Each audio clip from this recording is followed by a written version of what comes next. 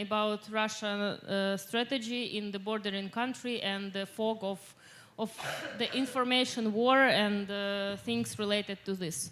So I would like to invite my team of my panelists. It's an honor for me to moderate this panel with 4 colleagues of mine from the countries which we call countries with Soviet legacy. So here we have Babutsa Pataraya from Georgia. She is the human rights defender and activist. We have also Katerina Shimkevich, also from Ukraine. She is a PhD and also at the head of Analytical Center for Balkan Studies. We also have Asem Zapisheva from Kazakhstan, media manager and human rights defender. And we have Valeriu Pasha, Watchdog Moldova, also very well-known organization which is analyzing and providing recommendations how to deal with disinformation and things related to this. So the first question I would like to ask you is the question about the question how Russia works in your countries, how is it related to the work you do every day, and what specific topics or emotional triggers does Russia use to be more, I would say, effective and dangerous in your countries? So we can start with Valeriu and then one by one. And I will ask you to be as short as possible, give the concentrated answers, because I want to give the floor to the audience to ask as many questions as we can. Thank you. First of all, thank you for this invitation. It's a really good opportunity, and congrats. I'm really happy that I'm the only one man in this panel, and we are not discussing gender issues, and still we have a majority of women in panel. So really, congrats to that, and please do it more. It is really an issue. Second, if we talk about what's Russia doing, I think that we need to take some time and look into the history and improve our methodological understanding of this phenomena of information war. Someone calls it hybrid war. Doesn't matter. There is a good term in the Cold War, from the Cold War time, called political warfare.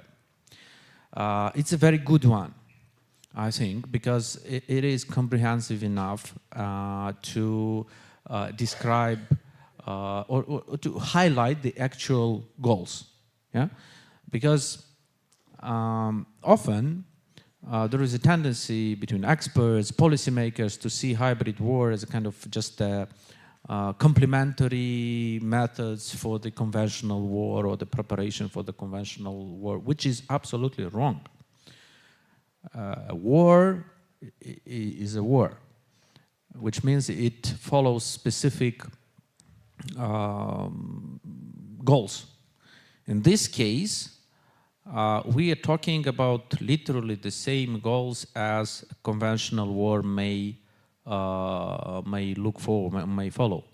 Control of the people, administration, territory.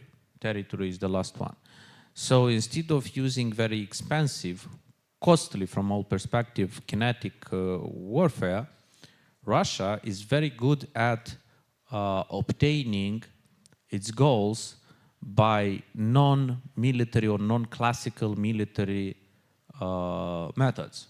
They were quite successful from their perspective in several times. That is why they are very inspired to use it. On the other hand, they were quite unsuccessful in a military overt intervention in Ukraine, which is extremely costly to them, which proven that, hey, look, even a kind of, I don't know, 10-15% successful rate of using non-kinetic methods is a super good success. So let's grab more money in that.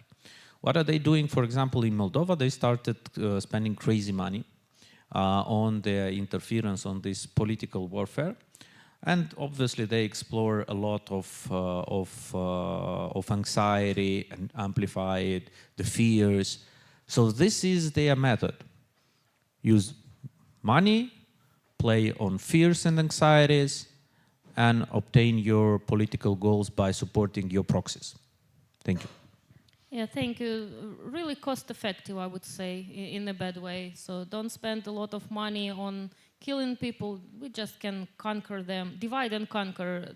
How, I don't know who previously said that during yesterday's panel, divide and conquer. So Katerina, give us Ukrainian perspective. So I know what you will say, but like to the audience who is not from Ukraine and not living in Ukraine. Thank you, Ira. I won't be as short as I can. Maybe I speak as a historian and analyst who works with Russian propaganda in educational process with my students in Ukraine and other country. I agree with Valerio that Russia has a good methodology and methods to fight against Ukraine, Moldova, Kazakhstan, Georgia, and other countries, not only Soviet countries, fights against Europe, Australia, and other. Ukraine is in war since 2014, but Russia using Soviet Union methods and prepare to war against Ukraine when Ukraine proclaimed independence. And in early 2000s, Soviet Russian Council of Security adopted hybrid strategy how fight against former Soviet Republic who wants to be fully independent and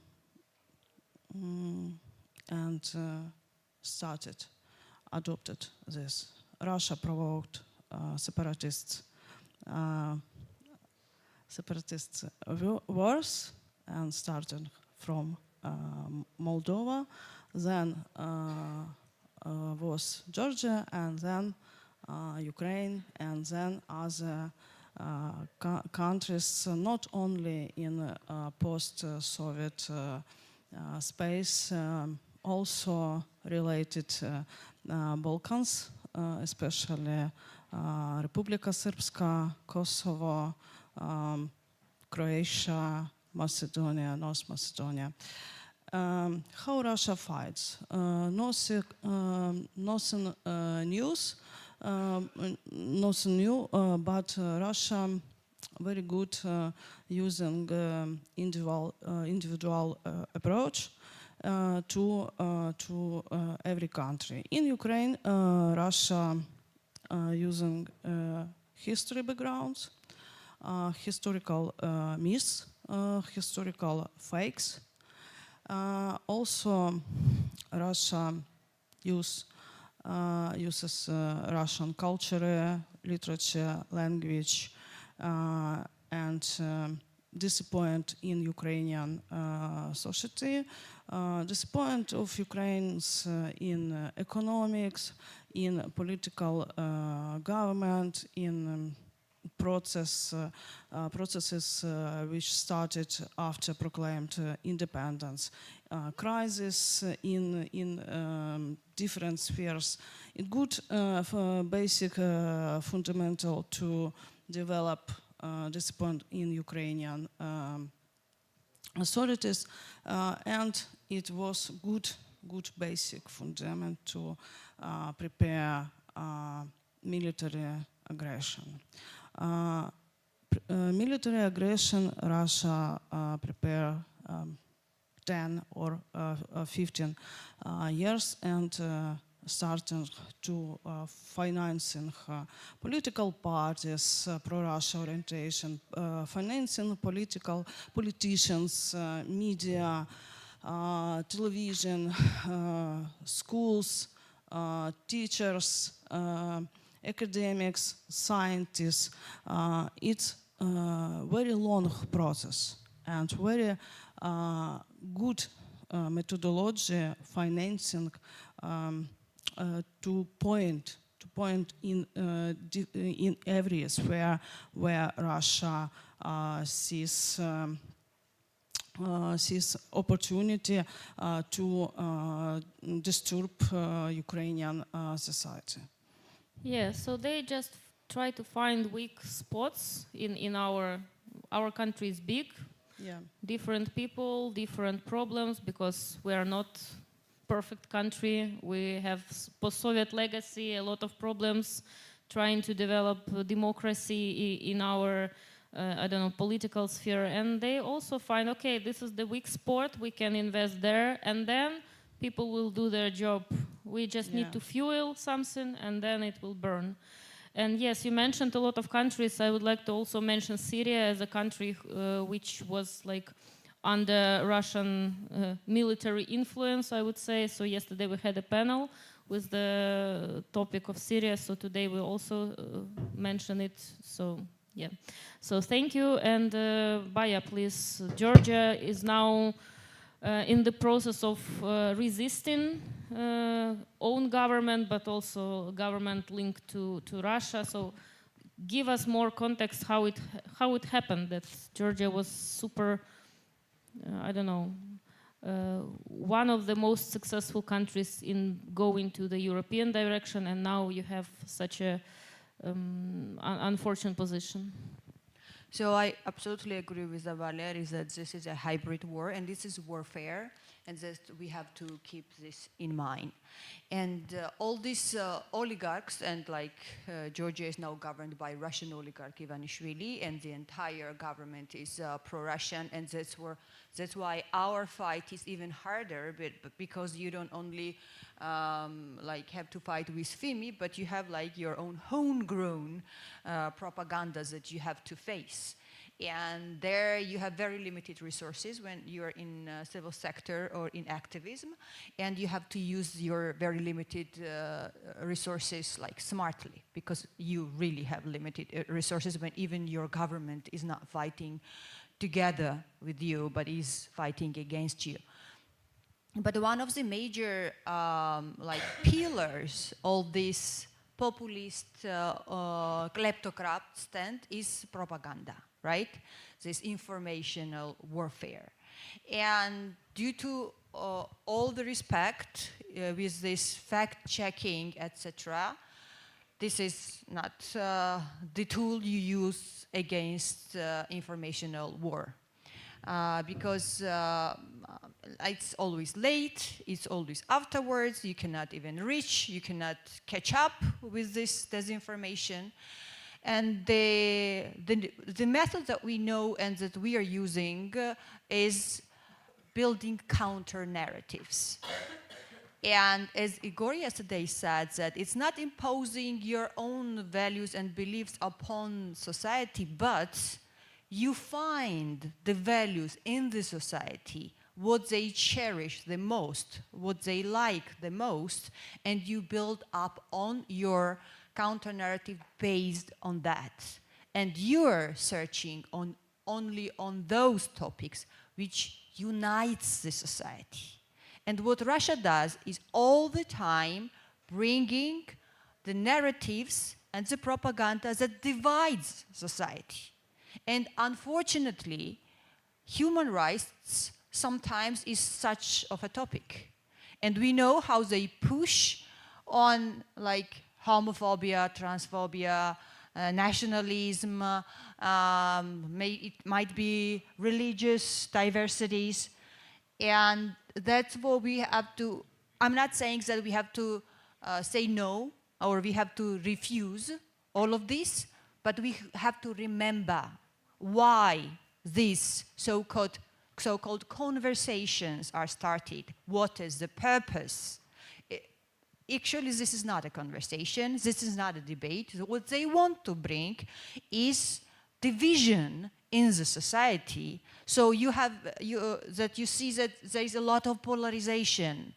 There is a lot of fragmentation. Everybody is like fighting with each other, and they're not united against the major real enemy.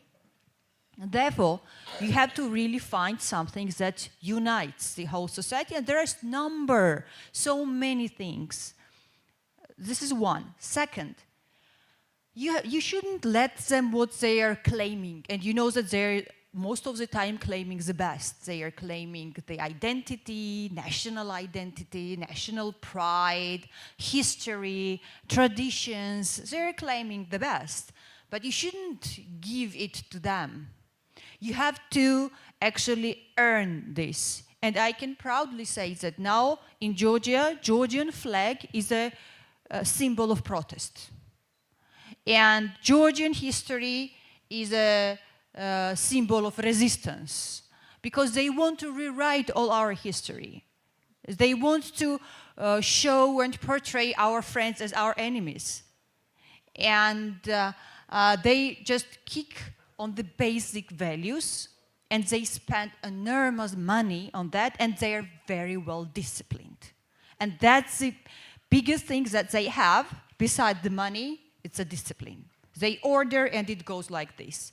And on the other side, where people are, of course, we don't have that discipline.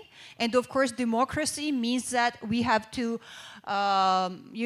tolerate all the opinions. We have to have discussions. Everything is only recommendatory. There are no orders among us, etc., etc. But then the discipline really suffers. And also, you have to really educate everyone. Whatever knowledge you have to share it with everyone, so that everyone understands how and why propaganda works, and how to detect it, and how to counter it, really. Because denial of propaganda helps propaganda, unfortunately. If you just say that this is propaganda and repeat what propaganda says, propaganda wins. So even like fact-checking is not enough. Just saying that this is, propaganda is not enough. And it's very difficult. It's very, very tough, because human rights defenders, especially us and activists, are so used to really just saying the simple truth. But unfortunately, we live in post-truth era when truth is not enough. And that's why we just have to be smart. We already know how to be smart. And, but the only thing that actually helps us, and why we really survive and why we resist, is that we really are believers of our values. And actually, we're the real patriots. We're the most nationalistic in the best understanding. We're those people who are protecting real identities of our peoples and our nations. Thank you. Yeah, thank you. Kazakhstan is very big country in Central Asia, so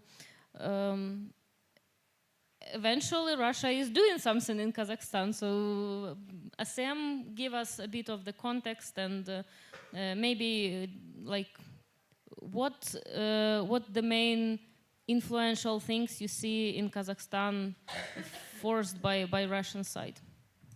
Thank you. And first, thanks so much for having me here, for making me a part of this conversation.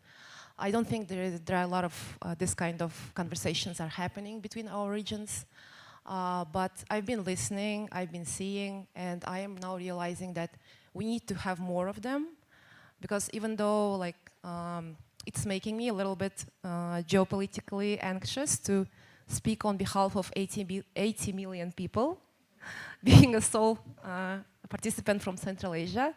I've learned a lot, and I'm seeing that although we are very, very apart on the map, we are so very close culturally, and we are so very close in terms of the disinformation playbook that is used against our countries. So I think we can share a lot.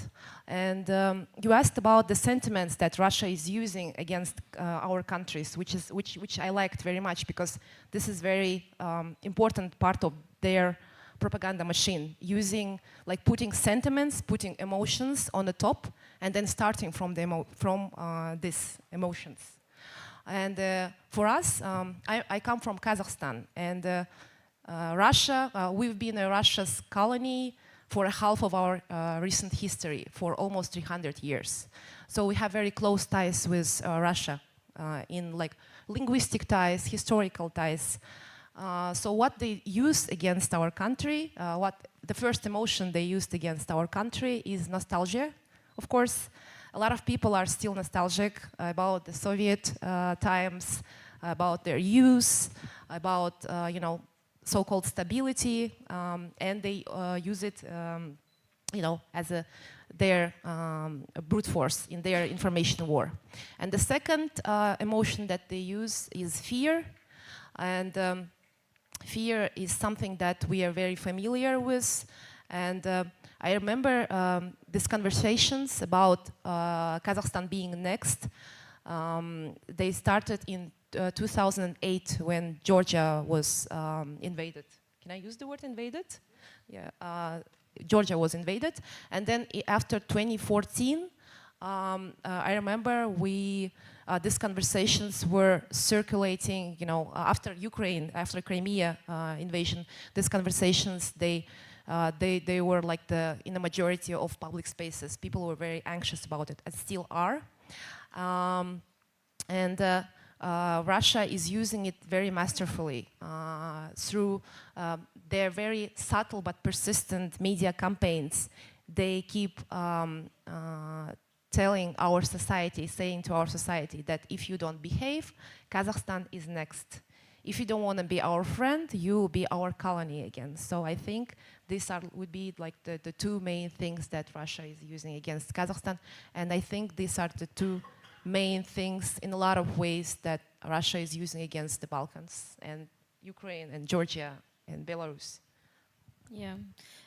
I would recommend all of you to watch, if you can find, the documentary which is called Homo Sovieticus, made by Latvian team.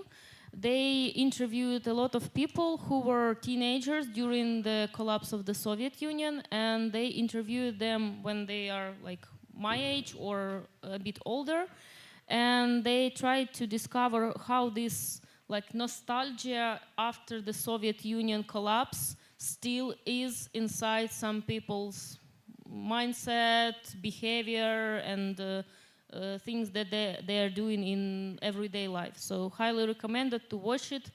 Really sobering documentary, and yes. So I would like to ask you a follow-up question, Asem, about Nazarbayev. So you had like very long history of one president in your country, and when he was the president, I had this impression that he was trying to balance between Russia and the West. So like we're friends with both. So how at that time Russia tried to use like different tools to, I don't know, to target your identity or to target your national, I don't know, like national pride or something like this. Was it happening or not? Mm-hmm. Thank you. Yeah, so Nazarbayev was our first president, the longest one, for almost 33 years, I think. And he was very close. He still is very close to Putin, to Yeltsin, to Gorbachev, to like everyone who was in charge, because he's been in charge of the country since the Soviet times. And he actually was he was actually a genius in a lot of ways, because he used Russian propaganda for his benefit. He showed himself as the only person who is standing between Russia and our independence. I think, and because he controlled all of the media, and 99% of the media is still controlled by the state, state media often often, repeated Russian narratives so you understand why. So people would be under Russian influence, and I think that instruments they used, the most important for them is the questioning, the very existence, the legitimacy of a Kazakh statehood, and it echoes the tactics they used before invading Ukraine in 2014. So they question the legitimacy of a statehood. They say that we are the Russians who are inside the country are under threat, that there is a Russophobia, that the Russian language is not, respected enough. So this kind of sentiments, Yeah, we are talking about Kazakhstan, and Russian language is not respected enough in Kazakhstan. Yeah. So I think that this would be like the main things that they used, Nazarbayev and Putin together. Thank you. And we are going to Georgia again. You had elections recently, and followed the elections are following by protest because the results were fabricated. And my question is to you: what attempts, what Russian aligning campaigns did you see during the pre-electional time or during elections to delegitimize civil society activism, to kill this unity in the society, and not to let you be one power against authoritarianism inside the country? So, first of all, we have to say that they lost elections, they forged it, and they stole it. Elections, and that's why for more than 180 days people are standing in the street demanding new, fair parliamentary elections.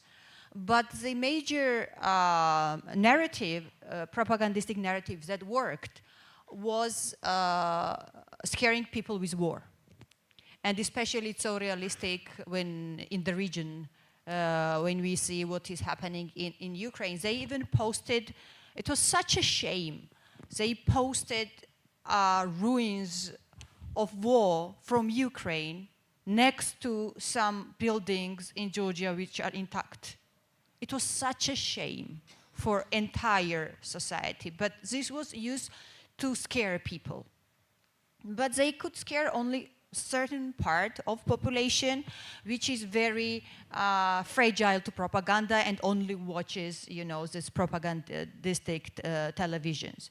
As for the attacks on NGOs and activists, the good thing is that despite the fact that for 2 years we are under heavy attack and all the smear campaigns, and they call us rich NGOs and I don't know, whatever. And now, on paper, we have strictest laws against NGOs in Georgia. We have like this Russian-style legislation. We have now copy of FARA. We have now grants laws that all grants need permissions. Like whatever they heard in the region, they just put everything together and imposed on us. And now, like in 2 days, we might even see criminal liability for not registering as a foreign agent. And despite all of this, I can still say that majority of population, like 50%, slightly more than 50%, are neutral towards NGOs.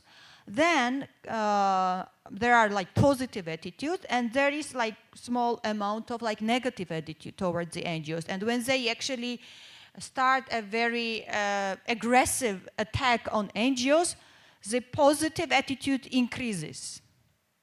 So I can say that despite everything they are doing, if we look at the data for several years in a row, they couldn't manage to really undermine this trust in NGOs and civil society among public. And I think this is also because we and independent media started talking a lot about what actually NGOs do, because it appears that people don't know what NGOs are doing, really. They can hardly identify the goods because like NGOs never talk about it, what they do, what they actually do. And and sometimes they only remember some very famous NGOs, you know, that everybody knows and the faces that everybody knows, which they've been like smear campaigning for dozens of years already. But we started airing more about small NGOs, like small civil society organizations from mountains, from villages, who really, organizations had do a lot of service, and just very ordinary people who are employed in those organizations and serving their community needs. So this is also another tip. If you want to talk more about what non-governmental sector is doing, let's speak like ordinary people from all over the regions, especially helping those who are helping and providing real services, not like lobbying or advocacy NGOs, but like service providers. And then society sees that it's actually them.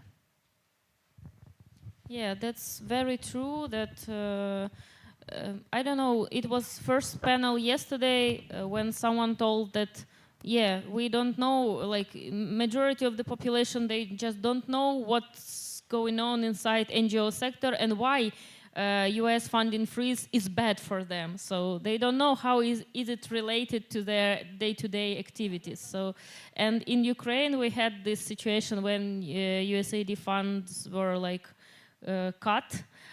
So people were, some part of the population were like, okay, these grant eaters now, they are suffering, ha ha ha. But then it appeared, okay, but we are also suffering because it was also for us. So that's why it's a good advice to, yeah. Just a final comment on that. When we talk about non-governmental organizations, we don't talk about non-governmental organizations. We talk about people and beneficiaries, and we have to show them what they've earned, how they how they seek justice, how they proved, how they won, and how they benefited. It should be them talking, and then everybody understands. Otherwise, like nobody cares if you lose your job or not, like really nobody cares. But this population and people who are receiving these services, they do care. Yeah, thank you. Yeah, Valerio. Sorry, I feel like I cannot keep quiet. Let me please strongly disagree with you. It is wrong and it is manipulative to show NGO providing humanitarian help, local services and stuff like this in defense of the people under attack. Neither authoritarian government in the region or pro-authoritarian actors have an issue with the fact that some poor people receive help or about the hard infrastructure investments made by USAID and so on. They have an issue with us, with this Sorosist pro-democracy voices who are fighting for accountability against disinformation, who expose political manipulation, big corruption, who fight for liberal values, which include good governance and rule of law and anti-corruption. We had similar, exactly, so there is something what happened at the beginning of this year, over the night, with 2 tweets Musk done more than the whole Russian propaganda in the recent dozens of years of attacking the credibility of the civil society. The problem is that what I saw, it was a reaction exactly that USAID is about providing support for small businesses, humanitarian and other things, which is exactly in the logic of this anti-democratic discourse. So they are targeting big NGOs, influent NGOs, strong voices, which actually received important funds and were not transparent enough. And instead of getting into the debate and telling what we actually do and defending what we do, we started with cheap manipulation. Hey, actually, look at those people in the villages. They are doing important work with support of Western donors. We confirmed their narrative in this way. Yeah? Because we do not do anything shameful, and we have to strongly stay and defend and recognize mistakes. I'm sure that this is not just the situation in Moldova where we have really rich organizations harvesting huge money for stupid so-called reforms.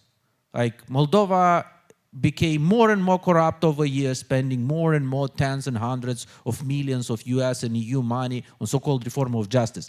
Everything under the, bonity stamp of the civil society.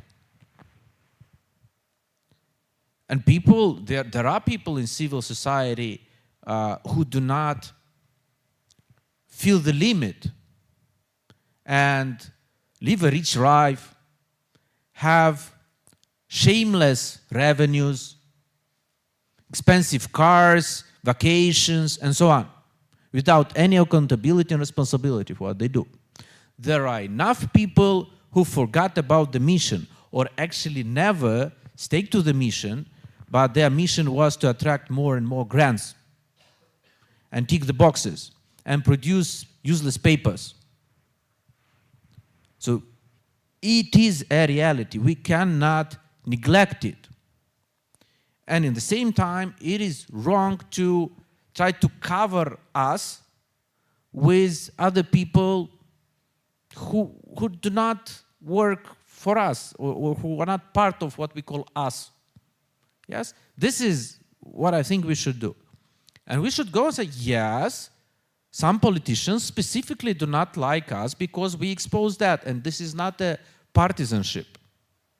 This is, we are defending our values, we are promoting our values, they are against it. It is their fault, not our fault. Yeah? So that it is, we do not have to be hypocrite in this issue. Thanks.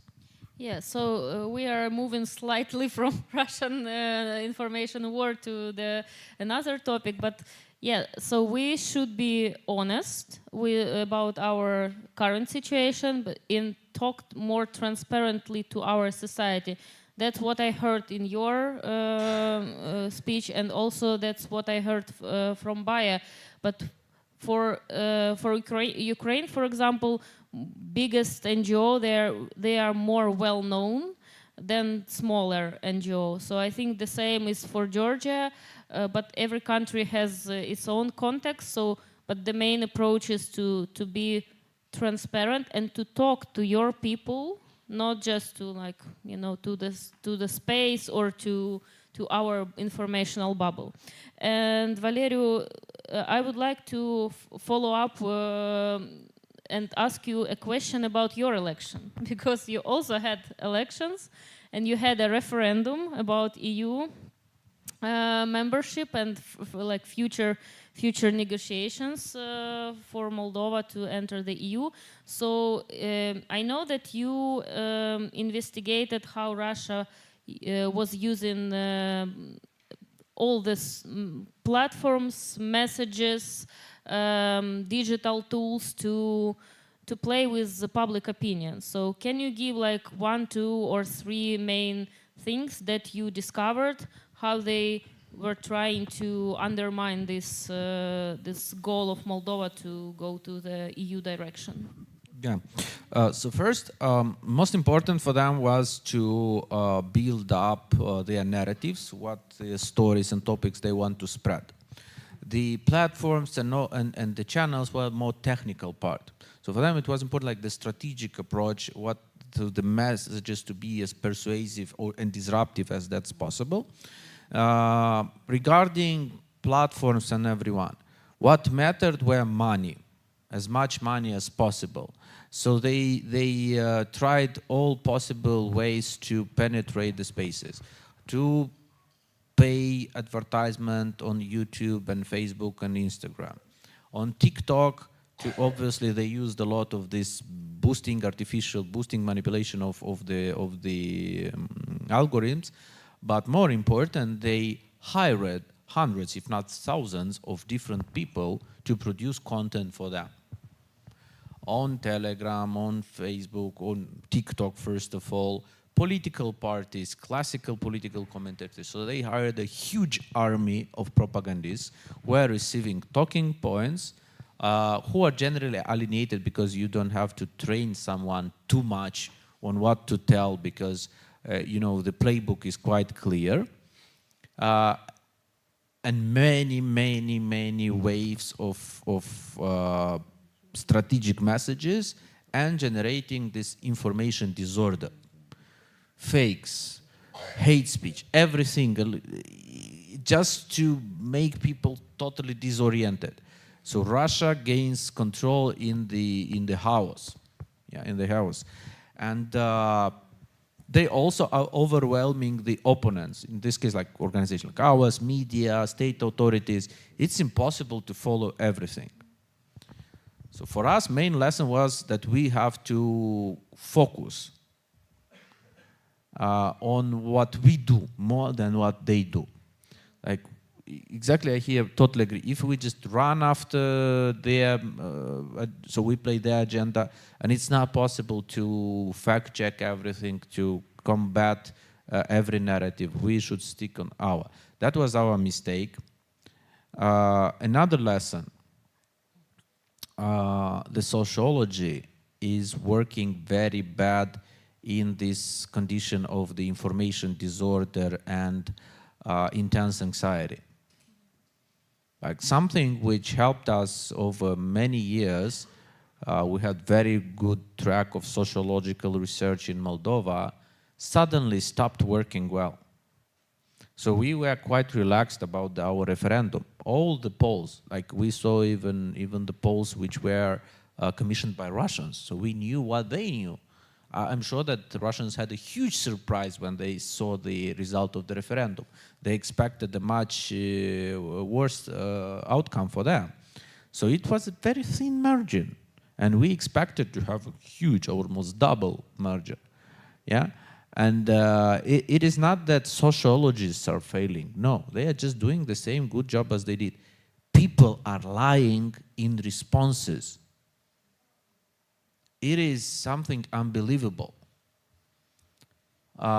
People are not hiding their options. Say, no, I refuse to recognize how I will vote. So they tell you they will vote for pro-European candidate, and instead they go and vote for pro-Russian. So some unexpected outcomes, which makes obviously all our strategies much more vulnerable now. Yeah, this is another thing. I don't know how it's in the region, but it sounds something which is very, very dangerous. Yeah, so we're living in a post-truth.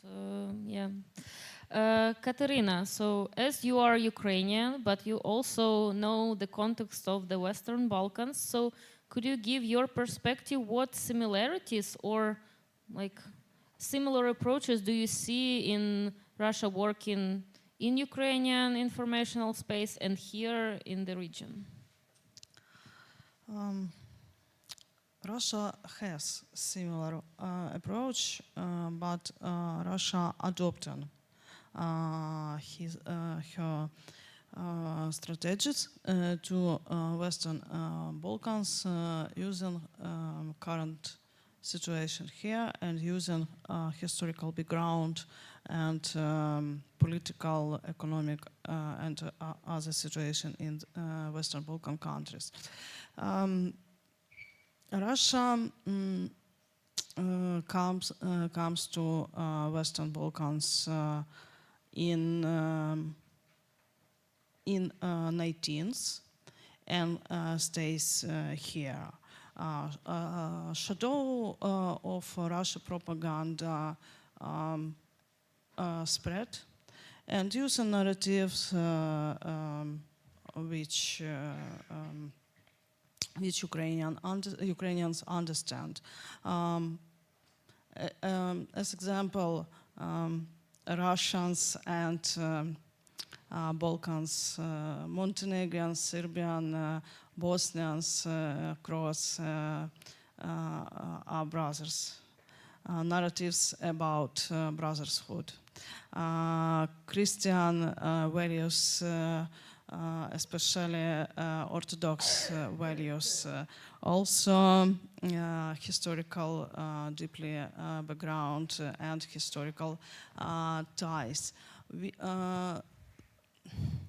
I see and I understand that population in the country of Western Balkans don't understand that the informational space under control and under constant monitoring of Kremlin, and very often I see that people don't understand that Russia propaganda using as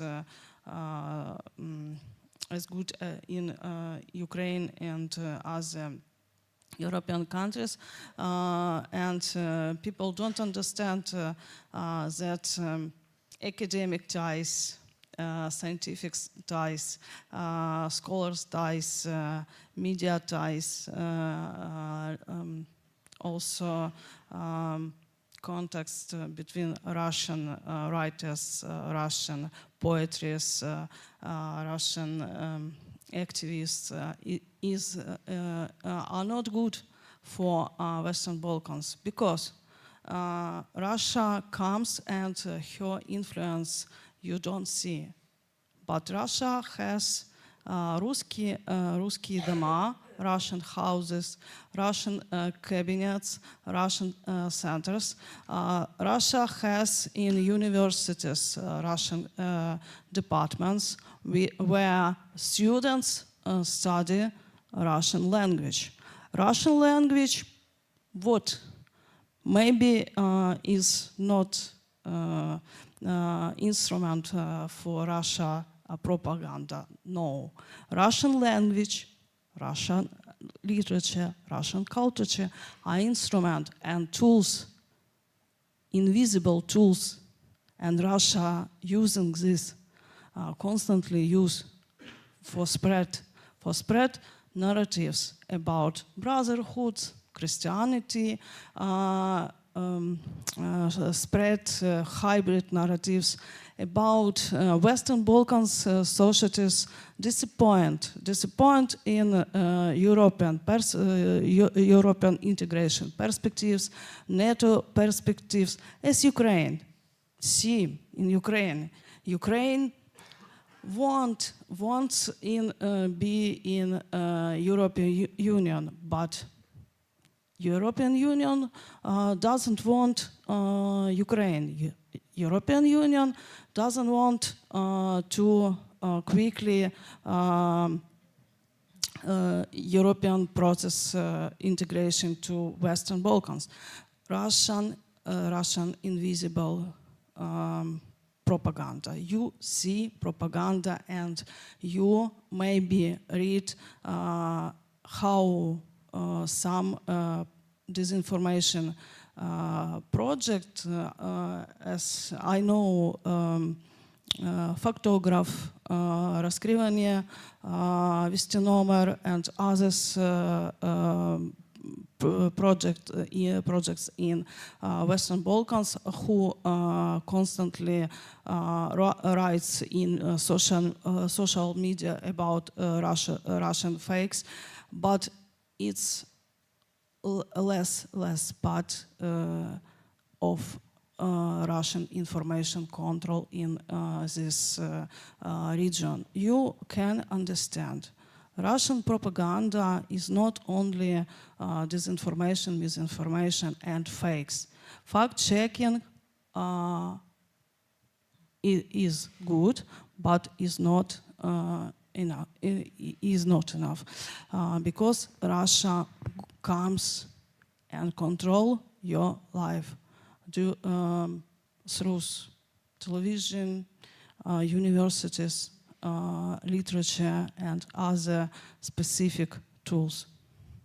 Yeah, so they fakes, misinformation, disinformation was the first step, and then they saw that we are fighting, and they evolved. They created something more I don't know, foggy. That's why we called our session the fog of information war. So something that we don't think, oh, this is something dangerous. We think, okay, this is not like normal thing. We are living in a global world. Let's be okay with this and this and this. And then if you have this helicopter view, if you have this historical perspective, if you go back and go to the other regions, and I think we need to have another panel about Western Europe and how Russia works in Western European countries, and we will see like similar but different also like approaches to the countries. So yeah, I agree with what you said. And my last question before we... Short okay. final comments. Russian propaganda and impacts in the Western Balkans very similar as Serbian worlds, Srpski svijet. Do you see Serbian worlds? No. Do you see Russian worlds? No. But it's very similar strategies, very similar, and you understand it. Thank you. And the last question before we go to the public and to your questions. So I personally like the concept of pre-banking than debunking more, because we have less resources than Russia. Russia is the biggest country in the continent.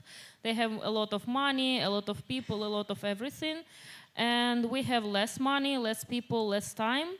So my point is like we need to do our homework and pre-bank and do something before even Russia attack or create some strategy, then just wait and then debunk. So do you see this approach in your country? Do you use it? And like shortly give maybe one example if you do. So I will start with your Sofa. Thank you. Well, yeah, I agree with you. I agree with your approach. I think it's very interesting. But also, I would like to shift this a little bit, because like fighting propaganda, not just Russian propaganda, any type of propaganda, you have to use emotions, because propaganda heavily rely only on emotions. And as a journalist and as a media manager, I've been testing a lot of different approaches and seeing to what kind of content people respond or to what kind of messages people respond emotionally. Because if you don't use emotions, you lose these people to Russia or whatever country. I started thinking, so okay, they use fear, they use nostalgia, what can we use? So if I was a populist, I would use anger. I would be just like, we hate Russians, just let's kill these people, right? But it's not something that I want to do, because it would start a war. 30% of our population are Russians, and certainly I don't want any ethnic cleansing in my country. So I decided to switch this feeling of fear to feeling responsible for the country. So I decided to go on different direction, because I kind of am tired of being reactive all the time, to seeing something and just reacting to it. So I decided to switch my audience to feeling responsible, and through this feeling to strengthen their national identity, if it makes sense. So most of our content is not about debunking, it's not about pre-banking, it's about building who we are, it's about explaining how we got here, and about building this strong relationship between different ethnic groups, different people from different religious backgrounds who are united by being born in Kazakhstan, by speaking the Kazakh language, because my publication is only in Kazakh. We only do our content in Kazakh language. And that is how I think it's just my opinion. I would love to hear your perspective. Actually, I would love to hear more about how we actually work, because I think it's more important to the practical stuff that we do on social media, via YouTube, via TikTok.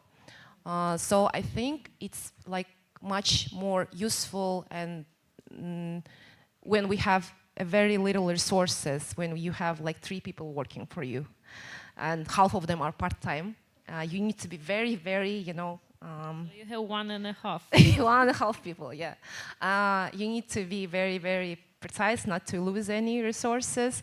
So with my experience, I realized that giving people the sense of responsibility is more useful when it comes to fighting any type of propaganda. Thank you.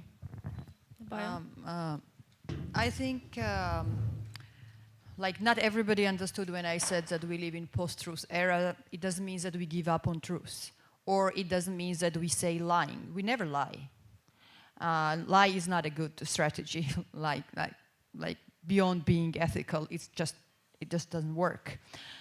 It means that there are many truths. There is many truths, and you have to pick those who unites your audience and who unites people, who empowers people and not, you know, frustrates them.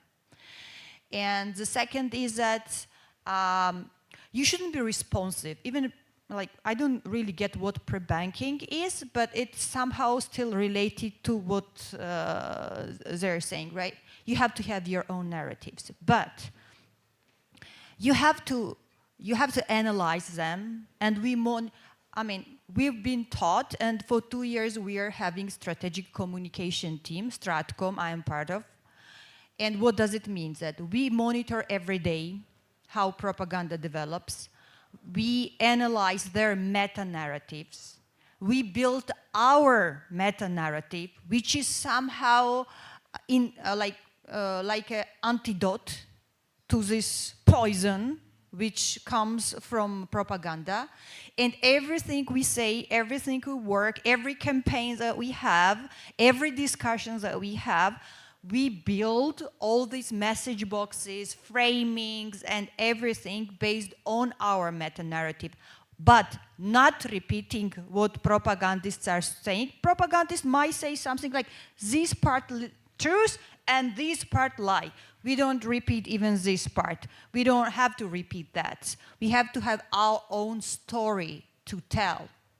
And the stories should be all about emotions and about something that we really, really care. Like our identities, our homelands, like our parents, our children, our future, our past, something we really care. But all the stories should be built on that. We don't need lies for that to do, but we just have to have our own stories, our own agenda, and our own people and crew, and we should know what kind of emotions we need our people to have and how to empower them. That's it. Yeah, thank you. So, Katerina, Valerio, I would like to ask you be as short as possible because I want to give people time to ask questions. So, what can you add to the previous speakers? I think, do you know what Ukraine do in how debunking Russian propaganda and other things related? But I speak as a university professor because it's similar for me, and I work with this. I explain my students since 2014 what means Russia and Russian propaganda, what means Russian history in Ukrainian and European and world context. And also I do this last 3 or 4 years during my non-stop traveling in different Balkans country. I explain, I teach, and I constantly speak with different people about Ruski Mir, about Russian history and how Russia lies about Russian culture, Russian language, and other Russian propaganda tools. Thank you. Thank you.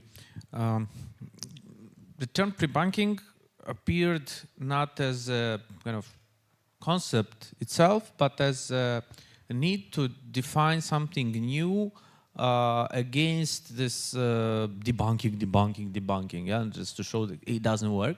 So we invented, let's call it pre-banking.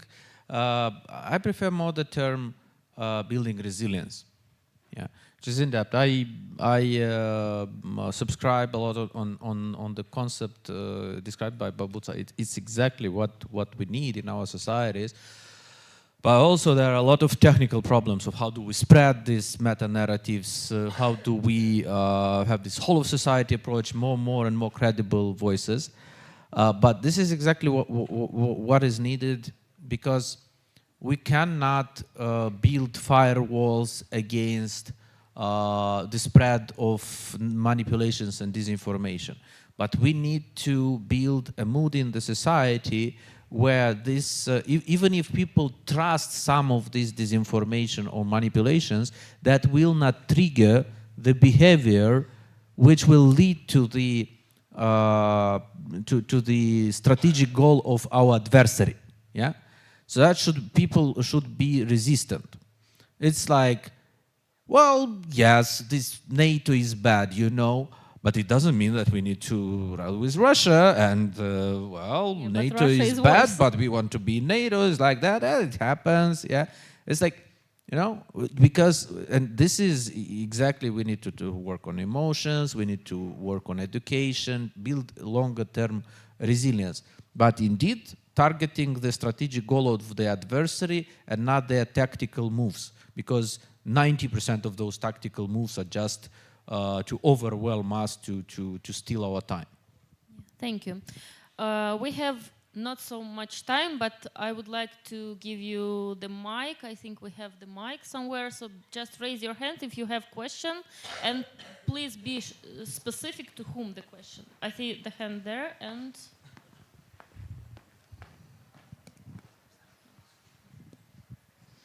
Hi, thank you so much for being here today. My name is Ella. I'm a master's student from Texas, and I'm originally from California. This question is for Valeriu. So how do you think the United States new administration has supported indirectly or directly Russia's political warfare? How significant do you think this is? And do you think this will progressively get worse, or do you think this is just temporary and it will die down soon? thank you. Any more questions? No?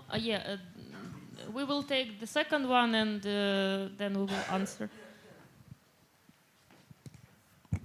Thank you. Hi, my name is Christina. I'm originally from Ukraine, but I'm based in Bosnia. I have questions to two speakers. First, there will also be to Valeriu, to Moldova. So you mentioned the, so to say, show-off activists, if I may call them like this. And I wonder what is the proportion of those as compared to entire civil society. That's one. And two, why are people lying in those surveys that you mentioned about, so political polls? And my second question will be to Asem, and it's about the moods in society. So because you also mentioned that there's 30% of ethnic Russian population, what is the mood towards Russia in Kazakhstan, and maybe how strong are national moods? Thank you. Thank you. So Valeriu and then Asem. Okay, I'll start with the second portion first. We don't know why people are lying. Yeah, we have some ideas, some hypotheses, but it's not tested yet. It is connected somehow to all this disinformation or say information disorder, but we do not have clear answers. We are still in the research. About the show-off and non-show-off, if we take so-called like big NGOs, I would estimate in Moldova at least 75% just ticking the boxes.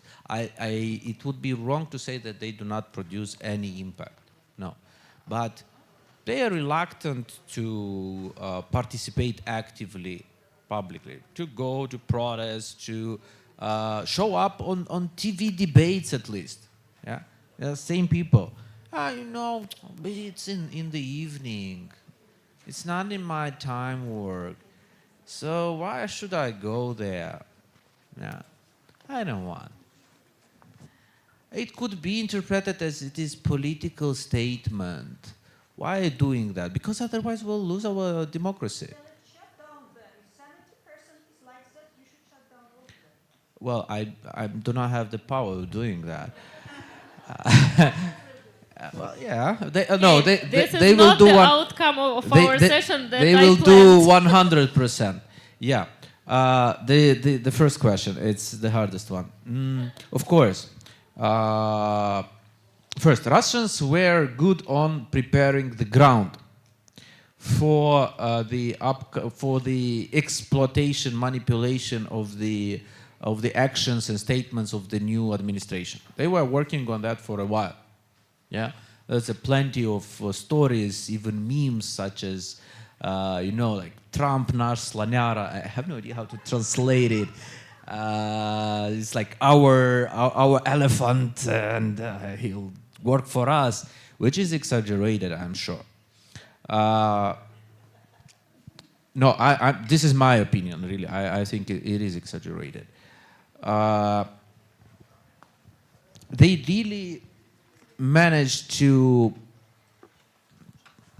kind of penetrate, to build this artificial dichotomy of like being conservative or pro-conservative values automatically means being more pro-Russian. And it is a big vulnerability. Because Russia is anti-American. That's it. Doesn't matter. You're conservative or liberal. And this is a big problem here. Same as I think that losing the political center in Western Europe, in Northern America, again is a big vulnerability.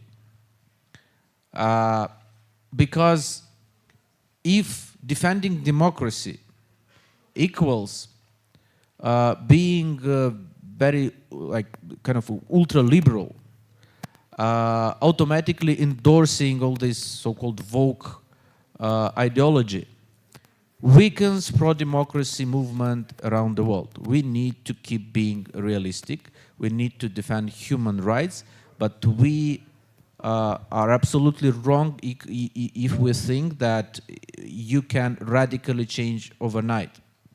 So we are pushing in the camp of autocrats, people who are just not ready for a more liberal values and the rules in their society yet. It happened. We should learn from the history, I think. In long term, I don't think that the Trump administration will ever be back at what it was in the first Trump administration. I don't think it is back. More than it, I doubt that a potential new change of administration in US with the new Democratic Party administration will bring America back as it was. So we need to adapt to it. And build our own resilience. Yeah, so Europe should take it serious. Europe should not give up to the manipulation of the new US administration that you should be responsible of your security and everything and surrounding, but still do not be too independent, still listen to us and take our orders. It doesn't work that way. Thank you. And Sam, about Russian population, and we're closing. Yeah, I misspoke. I meant to say 3 million Russians, which would make up 15% out of 20 million population. So, like everywhere, there are people. So their views towards Russia is they're very diverse and complex. But we have the latest poll, which says it's like 50-50. So it's of course it depends on some the person's social class or where they live, because Kazakhstan is so big, I think people, ethnic Russians in Kazakhstan, I don't think it's like the data, radicalized both ways since 2022, since the start of the full-scale invasion in Ukraine. Since 2022, we had a lot of like protests in Kazakhstan supporting Ukraine, a lot of like volunteers, a lot of different initiatives towards helping Ukraine. But at the same time, we are seeing a lot of people are shifting more and more towards Russia. So, and also Russia has increased their budget to propaganda in Central Asia since 2022, which also contributed into radicalizing people.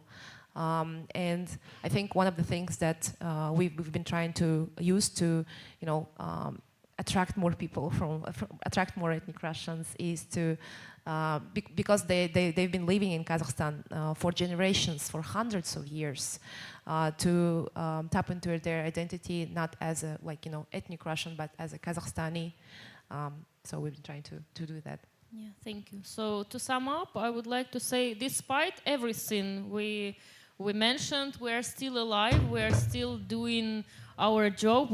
We try to do our best to keep our countries, our nations, our culture, to preserve everything we value, we like, we love.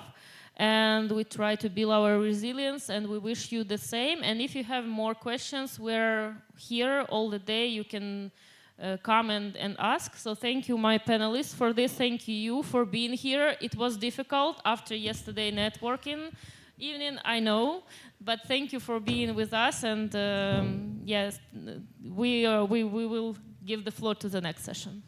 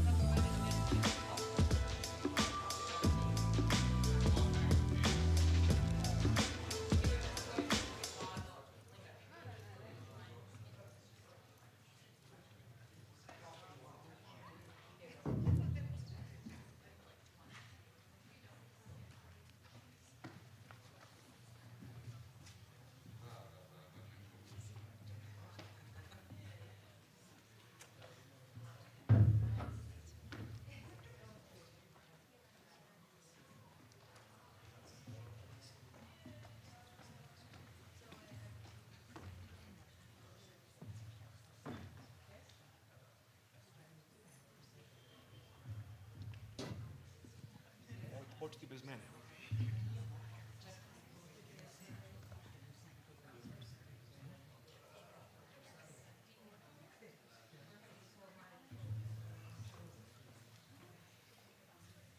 Right. I think we can get started. Hi, everyone. Welcome. Thank you all for being here.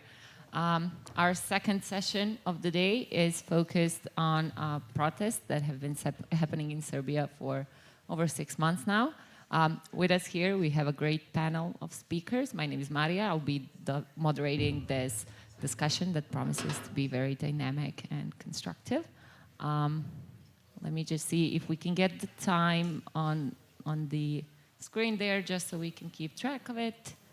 Right, I'll start with introducing our panelists. With me here today are Milica Kostin, activist and a student from Serbia who was actively involved in this student movement. She was a part of the movement that started blockades in the University of Belgrade in December last year. We have Nikola Burazer, executive editor of European Western Balkans and program director of Center for Contemporary Studies? Politics, okay. Filipeidis, head of Center for International Security and a professor at the University of Belgrade. We have Jelena Vasic, who is a project manager at investigative outlet called CRIK, member of OCCRP. And we have Ivan Subotic, who is the editor of a fact-checking platform called Fake News Tragač from Novi Sad. I'm pretty sure all of you are familiar with the protests taking place in Serbia. What prompted them was a collapse of a canopy on a railway station in November last year, and that kind of prompted this whole movement.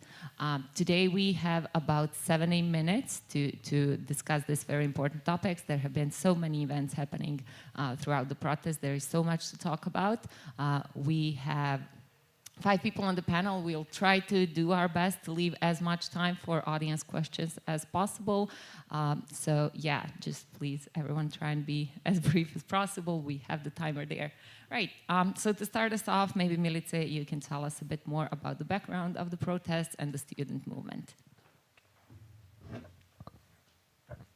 So as you said, the canopy collapse happened in November 1st, and from that on, it firstly started with an initiative from Progress Group or Pro-Vote Group, which was called Serbia Stop or Zastani Serbia.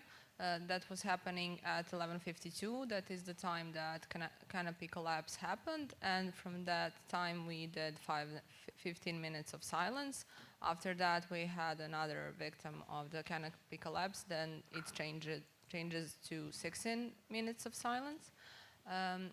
That's about that. And at the Faculty of Dramatic Arts, the students were doing the 15 minutes of silence at that time. And then it happened an attack on them because people weren't that glad with that happening. And from that on, maybe 2 or 3 days after that, the blockade of the Faculty of Dramatic Arts happened. And then at the November 29th, the 12-hour blockade of the Rectorate of the University of Belgrade. And then I'm doing it like day to day, just so you can get the scope of it. And after that, in the days or weeks that were coming, it was the University of Belgrade, University of Niš, University of Novi Sad, University of Novi Pazar, and University of Kragujevac. And then also we have high schools that were starting their 12-hour or 24/7 blockades as well. We also blockaded the student central cultural center and a lot of stuff. And that's on the blockade stuff, but we also had a lot of actions. You probably saw the 15-4-15 that was on the 15th of March, and then you have some estimations that it was maybe 500,000, maybe 1 million, but we are not sure yet how it actually happened or how many people were there. And we had the sound thing that we don't know what it is, but we know what it is, but we're not going to say what it was. And government, like they weren't doing anything about the demands that we made on the 2nd of December. They still aren't doing anything about that as well. But the whole point of the movement is just to make accountability and equality a thing in Serbia, be it for the students, be it for the workers, or anyone that is affected in any sense. And I don't want to take more of your time, so I'm going to pass it on, and later if you have any specific questions. Thank you. So on one hand, we have this movement that's trying to make accountability a thing, as Milica just said, but how it's being portrayed by the regime is something completely different. I want to move on to you, Philip, maybe with a question about this narrative of color revolution happening in Serbia. If you could give us a bit of an overview of that topic. Thank you very much. Thank you, first of all, for inviting us to this. It's my first point, and I'm really enjoying it. Hopefully, I'm going to be invited next year, too, at least as part of the audience. Anyways, the colored revolution.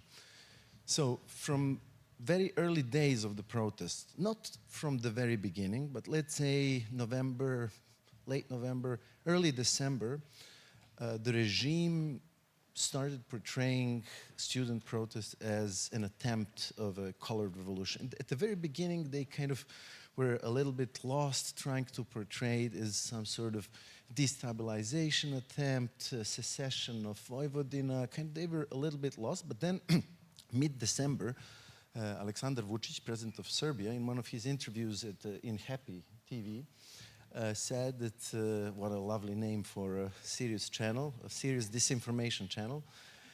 He basically claimed that he has intelligence and information from his Chinese partners that what is actually happening in Serbia is an attempt of a colored revolution, and that his Chinese friends from Beijing actually recognize patterns that they faced in Tiananmen and in Hong Kong.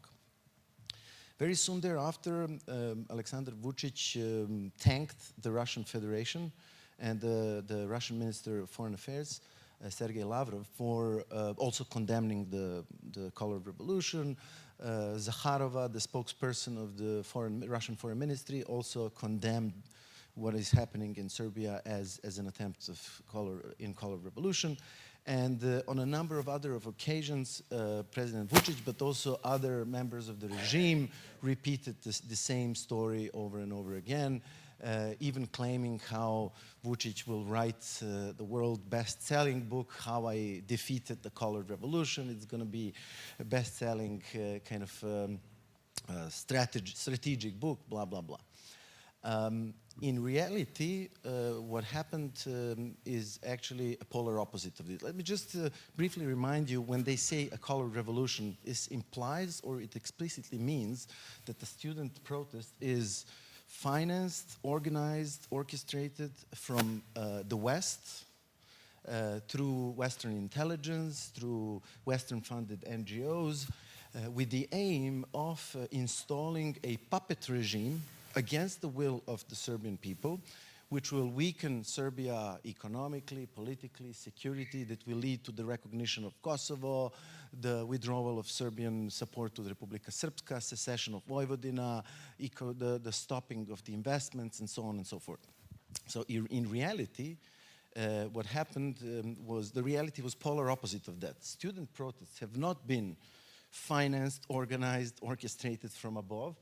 On the contrary, the West has been, at least, especially in the first, let's say, 2 or 3 months, was either totally silent about those protests, or some centers of power, or let's say officials in the new Trump administration, even supported the Vučić regime. In order to sound plausible, this narrative of the colored revolution, obviously referring to the Rose Revolution in Georgia in 2003, Orange Revolution in Ukraine 2004, and Tulip Revolution in Kyrgyzstan. But in a broader sense, it also captures the Bulldozer Revolution in Serbia on October the 5th, 2000, but also going all the way to the Middle Eastern kind of Arab Spring events. So in order to sound plausible, the regime continuously sought to find or to create, to fabricate evidence for this. Because if you claim that it's a colored revolution and you don't have any shred of evidence, it doesn't sound plausible. So they started fabricating all sorts of mini lies on a daily basis. Yeah, Croatian students visiting Serbia, that's the evidence of Croatian Secret Service standing behind, let's deport them.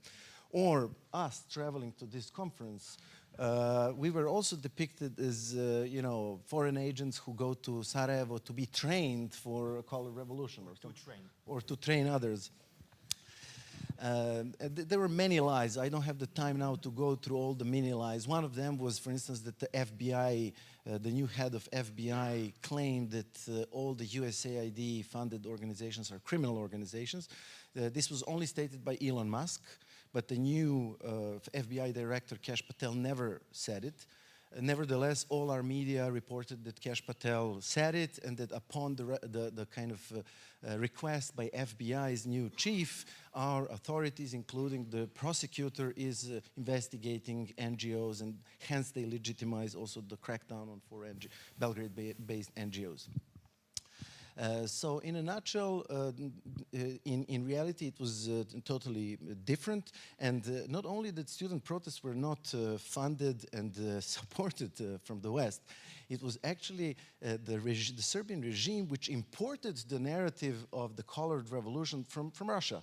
Because just to remind our colleagues from Ukraine and Georgia know this story very well, but in the early, or let's say late 2000s to 2010s, the Russian security establishment adopted the narrative of the colored revolution as one of the main national security threats. And so Serbian government, especially since Vučić came to power in 2012, started downloading and importing this narrative from the Russians, and also started depicting the colored revolutions and depicting all sorts of mobilization in Serbia and the opposition movement as a colored revolution. And not only that, the Serbian government, in secrecy, established a working group with the Kremlin on the fight against the colored revolution in 2021. And this working group had many results. Some of them we know from the media, but we think that it's only a tip of the iceberg. They were monitoring Russian activists in Serbia, deporting them, and on the basis of these kind of transcripts of these meetings, some of them were even arrested and sentenced to long kind of imprisonment sentences. And on the other hand, Russia, in return, reciprocated by giving the Serbian regime intel and support on many occasions, even before the student protests happened, on how to fight basically opposition and democratization. So in a nutshell, it was the Serbian regime and its narrative, which was foreign, basically imported from the outside, supported from the outside by the Kremlin. And with this, I will finish. How cynical and lying this narrative is best kind of captured by the fact that the Serbian regime portrayed the student protest in the East and in the global South as an attempt of colored revolution, whereas in the West, they try to depict it as a deed of Russian infiltration and disinformation. With this, I will stop, and if we have more time, I will be happy to respond. Thank you. You really gave us bits and pieces for all the topics we want to cover, from disinformation to West response. So maybe on that note, I can go with Nicola, you. Philip told us a bit about the West's response from the beginning of the protest. Students have been constantly turning towards the EU. They ran to Brussels, they cycled to Strasbourg, they were seeking some response and support, but response from the EU has kind of seemed to be lacking. With your extensive knowledge in this topic, could you tell us about what the response was and how it affected perception of the EU in Serbia?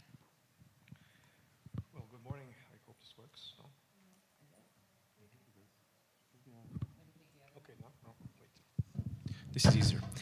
Well, thank you for this question. How much time do we have? Around 15 minutes. Well, let's see if that will be enough. Well, it's a very complicated question, just as the EU's policy on the Western Balkans in Serbia is very complicated.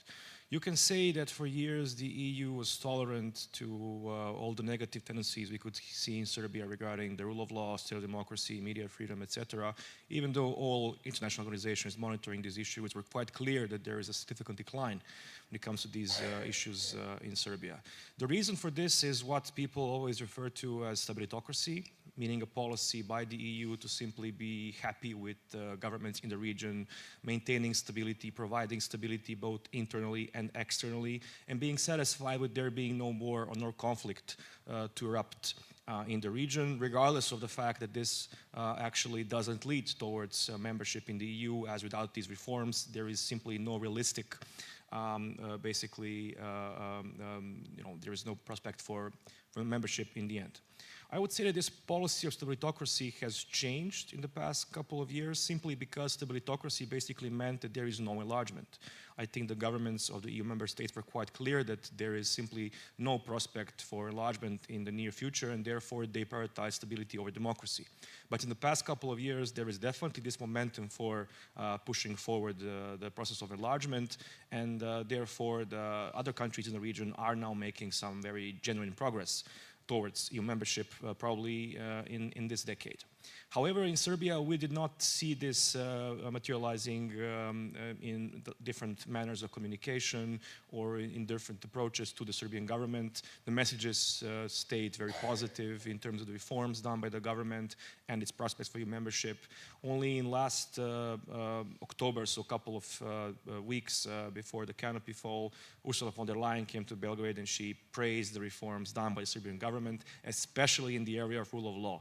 And she said something like, you put your deeds where your words are, meaning that we see some real results in these reforms. And of course, this made everyone in Serbia who is actually fighting for democracy, rule of law, and European integration quite angry with kind of rhetoric, because first of all, it's not true. It depicts a parallel reality. Even the Commission documents themselves show a completely different picture from what the Commission President has said. So therefore, we were pretty dissatisfied and angry for this kind of communication and for this obvious blindness of EU officials to really show and to be clear about what the problems in Serbia are. And this was the state of affairs before the canopy fall. We have to understand this to understand what happened afterwards. In the first couple of weeks, or let's say the first 3 months, the EU was completely silent on the protests. You could hear absolutely nothing from either the EU delegation in Serbia or any EU member state, the Commission, maybe some parliamentarians in the European Parliament were vocal about the protests, but they were vocal also in the past, so nothing changed in that sense. Why is it so? First of all, they continued with the same approach. Let's be constructive towards the Serbian government. Let's trust the Serbian government to deliver on reforms at some point, and then give them some time. Let's see what happens. It's much easier than push the government to do some reforms, and then if the reforms are absent, then the government can maybe create some problems in the whole region and for the EU itself. So there was this autopilot continuing in these first few weeks, and I think that the European Union didn't really understand how serious these protests are. Because protests in Serbia, it's no news, right? It's like sunshine in Spain. It happens all the time. You always hear some news about protests in Serbia, so there is nothing new about this. I've personally faced this challenge when I tried to explain to people, no, this is different, this is much more serious, this is far deeper, this is far more massive, this has to bring about some change, this cannot just die out. It touches the whole society much more than other protests. People didn't really believe me because, well, it's just another protest in Serbia, so why would we care? And then after 3 months, after it became very clear that the protests aren't going to die out very soon, after it became clear that the country of Serbia is not the same anymore, it's just not the same country because of the protests and the effect they had on the whole society, the EU simply started to react to the protests and to communicate in a bit of a different way. First, it was more about, calls for a dialogue, constructive approach, let's engage in dialogue of all stakeholders, let's talk about the solution of the crisis. And of course, everybody was angry about this in Serbia as well, because what kind of dialogue can be had with a government which was doing what it did, including calling for violence against students and also being responsible for all these horrible smear campaigns as the students, also all of us in civil society, the opposition, etc., were facing in these months. And then when it was finally clear that the EU will simply be faced with a very serious political crisis in Serbia, which simply has to be addressed, it cannot be ignored anymore, they started they started encouraging, in a way, the protests, supporting the goal of the protests, supporting let's say the values behind the protest. They're the same kind of values that the EU is also fighting for. It took them some time to do that. It took them also some, let's say, outreach from actors in Serbia to explain what the protests are actually about. Because, when I was in Brussels in February, in every single meeting that I had over there, the question was, why aren't there any EU flags in the protests? It's quite clear this question didn't come naturally. It's quite clear that somebody was briefing all of these people in the commission, the parliament, etc., about there are no EU flags in the protests, and the Russians are probably behind this. We also heard later that this was actually a campaign done by Serbian governments. So there were a lot of suspicion in the EU about where do these people in the streets actually stand in terms of, EU membership, democracy, rule of law, etc. Is this just, some kind of a popular uprising against the government based on some completely different values, or this is actually, the same core values that the EU stands for or should stand for? And basically, I think the students have managed to convince the European Union, the member states, and all different actors around Europe that their fight is the same fight that the EU is fighting for or should be fighting for in Serbia. And then you had these visits, first the bicycle ride to Strasbourg, and then the marathon to Brussels. And I think these actions have done wonders in several aspects. First of all, they showed to the whole, I would say, European Union, but not only the decision makers, but also the larger public, that there are some very large protests in Serbia, and they are calling for the EU to do something to pay more attention. Then I would say they also had an effect on the Serbian public, in the sense that the Serbian public simply saw, the students who are looking towards the European Union, looking towards Brussels, looking towards, Council of Europe as well as a pan-European institution for support, for, for alliance when it comes to fighting for the same values, etc. I think this has done a lot to basically improve the image of the European Union in Serbia. And then I think the EU officials who saw this chance reacted, started with even more direct communication in terms of labeling democracy, rule of law, media freedom as key problems, supporting, at least rhetorically, students in Serbia in their fight. And now I think that there is this genuine momentum towards the European Union, like having the role it should have had always in Serbia, and this is being the ally of democracy, rule of law, and in that sense the ally of all those who are fighting for democracy and rule of law in the streets. We'll see now whether this policy change is actually manifested in some concrete actions, or it only stays on the level of rhetoric. For now, we see several signs that there is now a genuine policy change, in the works. But, many times in the past, we also thought that this is happening, and then we're always disappointed in the future.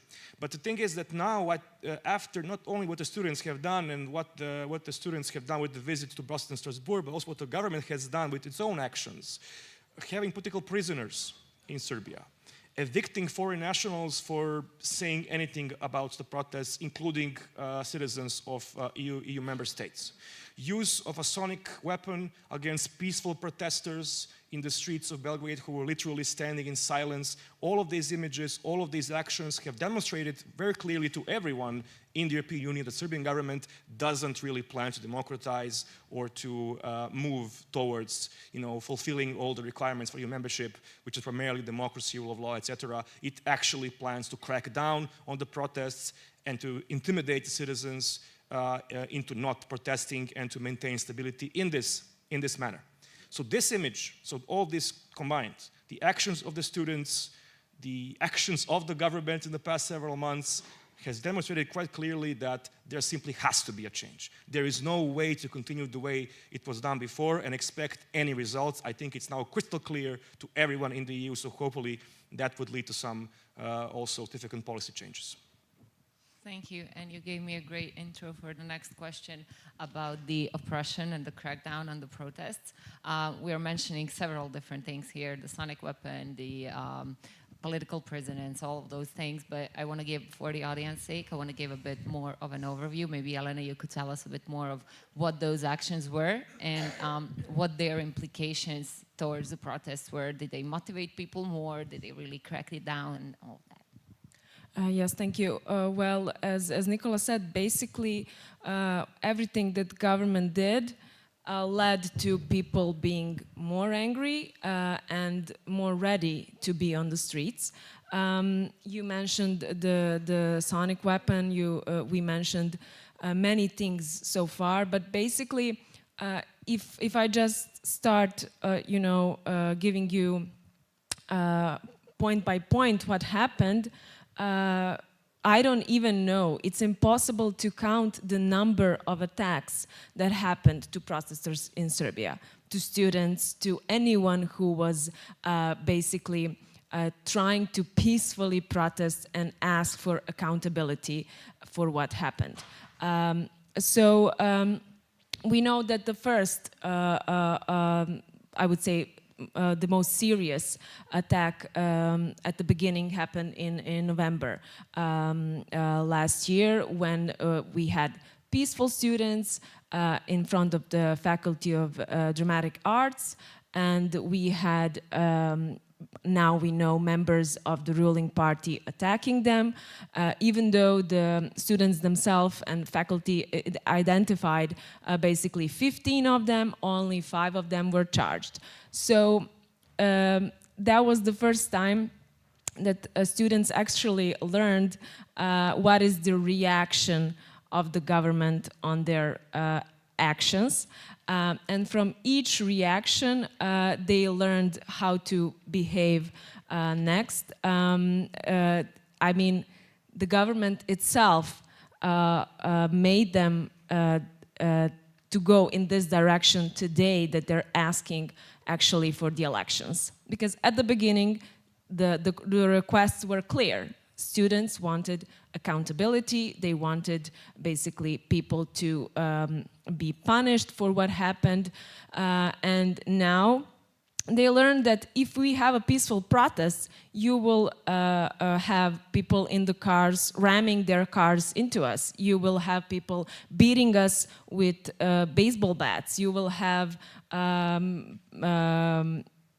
for example, President of Serbia commenting on professors and deans that are basically giving students their support and explaining them on the public television as criminals.